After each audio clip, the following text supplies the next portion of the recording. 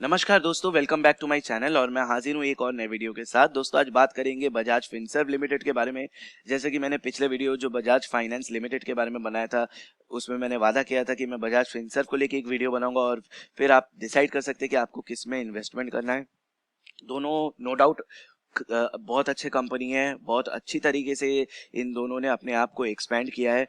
मगर एक चीज़ अगर मैं आपको बता दूं, बजाज फाइनेंस और बजाज फिनसर्व में थोड़ा बहुत डिफरेंस है। उन चीज़ के बारे में डिस्कस करेंगे। तो चैनल पे नए हैं तो चैनल को सब्सक्राइब कर लीजिए जल्दी से और वो बेल आइकन भी दबा दीजिए ताकि आपको सारे नोटिफिकेशन मिलते रहे। तो दोस्तों, अगर आपने वो वीडियो नहीं देखा है तो मैं आपको कहूँगा ये आई बटन यहाँ पर आ रहा है, यहाँ पर एक बार क्लिक कीजिए।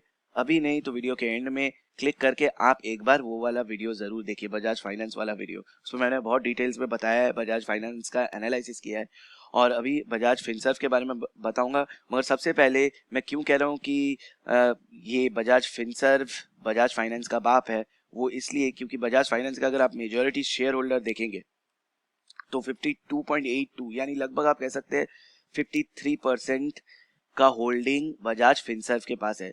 तो मान लीजिए अगर बजाज फाइनेंस 100 रुपया कमाता है साल में, तो वो 100 रुपया में 53 रुपीज बजाज फिनसर्व को मिलेगा क्योंकि वो मेजॉरिटी शेयर होल्डर है। अगर मान लीजिए उसने डिविडेंड डिक्लेयर किया या प्रॉफिट अपने शेयर होल्डर्स को डिस्ट्रीब्यूट किया, तो 53% प्रॉफिट बजाज फिनसर्व के पास चला जाएगा। और बजाज फिनसर्व का अगर आप देखेंगे तो मेन यही है, इसका बिजनेस फाइनेंस का है, इंश्योरेंस में भी है, वेल्थ मैनेजमेंट में भी है और ये मेन पैसा कमाती है अपने सब्सिडरीज और जॉइंट वेंचर में इन्वेस्ट करके।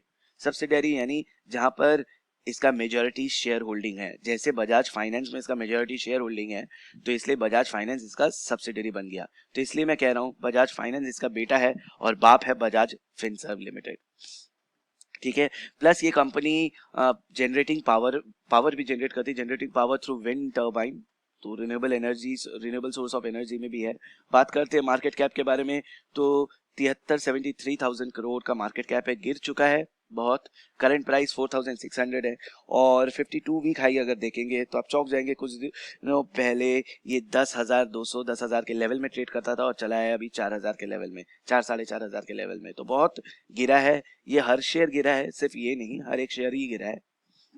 और बुक वैल्यू अगर आप देखेंगे तो 1600 का बुक वैल्यू है और सबसे इंपॉर्टेंट चीज जो है वो है प्राइस टू बुक वैल्यू। अगर आप देखेंगे तो 2.81, यानी इसका जो प्राइस है वो अभी बुक वैल्यू से 2.81 गुना ज्यादा ट्रेड कर रहा है, 2.81 गुना ज्यादा ट्रेड कर रहा है।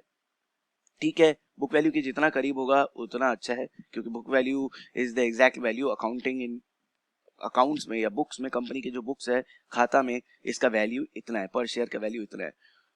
स्टॉक पी 18.24 बजाज फाइनेंस से कम है। आप एक बार वो वीडियो जरूर देखिएगा, वहां पे आपको सब डिटेल्स मिल जाएगा। तो स्टॉक पी अगर आप देखेंगे तो 18.24 यानी हर 1 रुपया कमाने के लिए आपको 18 रुपया खर्च करना पड़ रहा है। डिविडेंड देता है 0.11%, ROCE 14.02%, ROE यानी return on equity 14.55%, sales growth है 27.55% का, थोड़ा गिर सकता है नेक्स्ट 2-4 क्वार्टर में क्योंकि अगेन थोड़ा फाइनेंस इंडस्ट्री हिट करेगा।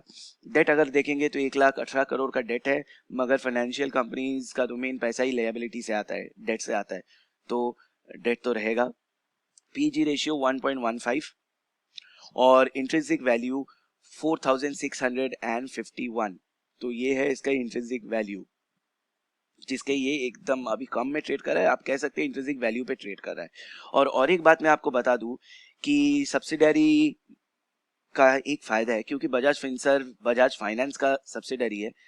तो अगर मान लीजिए बजाज फाइनेंस बैंक हो गया, मान लीजिए, मैं कहने का बात बोल रहा हूँ, मान लीजिए बजाज फाइनेंस बैंकरप्सी फाइल किया और कहा कि मेरे पास और पैसा चुकाने का वो नहीं है, मेरे को डिसॉल्व कर दो, मेरे पास और मैं पैसा नहीं चुका सकता, तो उसका कोई भी इफेक्ट बजाज फिनसर्व में नहीं पड़ेगा। बजाज फिनसर्व को एक पैसा भी नहीं चुकाना पड़ेगा। जी हाँ, शेयर में इफेक्ट पड़ेगा, शेयर के प्राइस गिर जाएंगे, मगर इसका मतलब ये नहीं कि बजाज फिनसर्व को वो पैसा चुकाना पड़ेगा। मालिक है बोल के उसको पैसा चुकाना पड़ेगा, ऐसा कोई मतलब नहीं है। इसलिए ये ज्यादातर बिजनेसेस, जो बड़े बड़े बिजनेसेस है, वो लोग सब्सिडरी ओन करते हैं। जैसे आपने जरूर वॉरेन बफेट का बर्कशायर हैथवे का नाम सुना होगा, सेम उनका भी वही प्रोफाइल है। वो दूसरे कंपनीज को खरीद के मेजॉरिटी शेयर होल्डर बन जाते हैं। तो इससे आप बस जब आप सब्सिडरी खरीद लेंगे या जब आप कोई कंपनी को मेजॉरिटी शेयर होल्डर बन जाएंगे तो आप सिर्फ प्रॉफिट के हिस्सेदार होंगे, उस कंपनी के लॉस के आप हिस्सेदार नहीं होंगे। तो ये एक फायदा है। लॉस मीन्स उस कंपनी में अगर बैंकरप्सी हुआ तो उसके आप हिस्सेदार नहीं होंगे। तो ये एक फायदा है सब्सिडरी का। ठीक है, नेक्स्ट आता हूं मैं प्रॉफिट ग्रोथ। 33% का प्रॉफिट ग्रोथ है इस साल। Promoter holding 60%। इसका मेन प्रमोटर है वो है Bajaj holdings and investment limited. Again Bajaj holding ने यहाँ पे अपना सब्सिडरी बना के रखा है बजाज फिनसर्व। तो अगेन इसका भी 40% के आसपास यहाँ पर आप देखेंगे तो होल्डिंग है बजाज फिनसर्व में। थोड़ा कंफ्यूजिंग है मगर आप ध्यान से समझेंगे तो आपको सब समझ में आ जाएगा।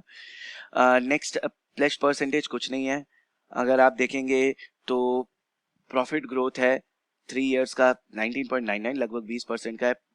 और अर्निंग पर शेयर, हर शेयर में आपको 252 रुपया कमा कर देता है। और प्राइस टू बुक वैल्यू तो मैंने बता दिया है। इंडस्ट्री अगर पीई देखेंगे तो इस इंडस्ट्री का जो पीई है, एवरेज पीई है वो 13.07। तो एवरेज पीई से लगभग 5 पॉइंट ज्यादा है, मगर फिर भी ठीक है, बजाज फाइनेंस है तो ठीक ही है।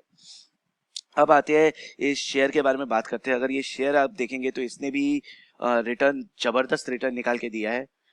बजाज फाइनेंस की तरह इसने भी जबरदस्त रिटर्न निकाल के दिया है। तो चलते हैं 2013 में। तो ये 2013 में लगभग 1900 के लेवल में ट्रेड करता था। 2013 क्या, 2014-15 में ये 1000 के लेवल में ट्रेड करता था। 1000 से 5 साल में ये चला गया 10,000 में, यानी 10 गुना इसने अपना रिटर्न निकाल के दे दिया। बहुत अच्छा शेयर है, बहुत पॉपुलर है लोगों के बीच में। और अगर आप देखेंगे तो इसका जो प्रॉफिट है 2008 में इसने -33 करोड़ का प्रॉफिट डिक्लेयर किया। और उसके बाद से इसने अपने आप को जिस तरीके से एक्सपेंड किया, जिस तरीके से रिटर्न निकाल, प्रॉफिट निकाल के दिया खाता में, तो उससे उसी के चलते इसका शेयर प्राइस इतना बढ़ा। और जिस तरीके से इसने अपने को एक्सपेंड किया हर जगह, उसके चलते भी इस कंपनी को बहुत बेनिफिट मिला। रिटर्न अगर देखेंगे तो 10 साल में 25% का रिटर्न, इतना तो स्मॉल कैप रिटर्न निकाल के देते हैं। अगर आप स्मॉल कैप म्यूचुअल फंड में इन्वेस्ट करते हैं तो इतना रिटर्न वो लोग निकाल के देते हैं। 5 साल में 26%, 5 साल में भी इसका रिटर्न बहुत अच्छा है, उम्दा है। 3 साल में 1% का रिटर्न निकाल के दिया है, क्योंकि 3 साल में ये लास्ट 2 महीने में इतना गिर गया, उसके चलते ये जो भी रिटर्न है पूरा खा गया। और 1 साल में -37%, जी हाँ, बहुत गिर चुका है अभी शेयर। तो इसी के चलते आप यहाँ पे इतना देख पा रहे हैं। मगर अब सवाल उठता है कि आपको यहाँ पे इन्वेस्ट करना चाहिए कि नहीं करना चाहिए। तो दोस्तों मैं कहूँगा कि ये शेयर अच्छा है, नो डाउट A1 शेयर है।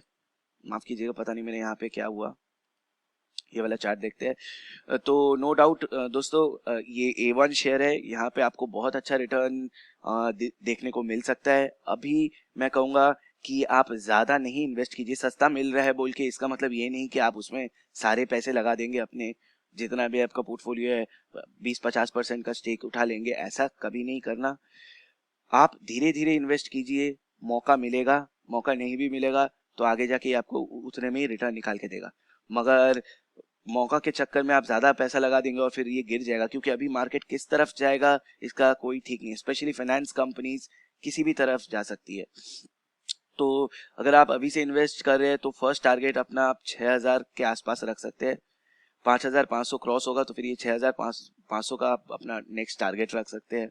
और अगर आप और भी लॉन्ग टर्म में जा सकते हैं, ये वाला टारगेट अचीव होने में अभी भी फिलहाल 1-1.5 साल तो लग ही सकता है, क्योंकि मार्केट किस तरफ जाएगा, कितना दिन लॉकडाउन कंटिन्यू होगा, कितना इकोनॉमी को इफेक्ट करेगा। क्योंकि ऑलरेडी मूडीज ने कह दिया जीडीपी का ग्रोथ 0, तो वो बहुत बहुत ही नेगेटिव इम्पैक्ट देता है मार्केट में। तो उसके चलते भी इसमें थोड़ा गिरावट आ सकता है।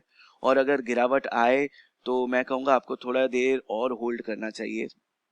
अगर आपने पहले ही 10,000 से इन्वेस्ट करके रखा है तो मैं कहूँगा आप होल्ड कीजिए।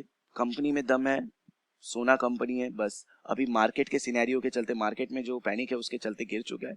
बाद बाकी कंपनी में कोई खराबी नहीं है, रिटर्न आपको अच्छा निकाल के देगी।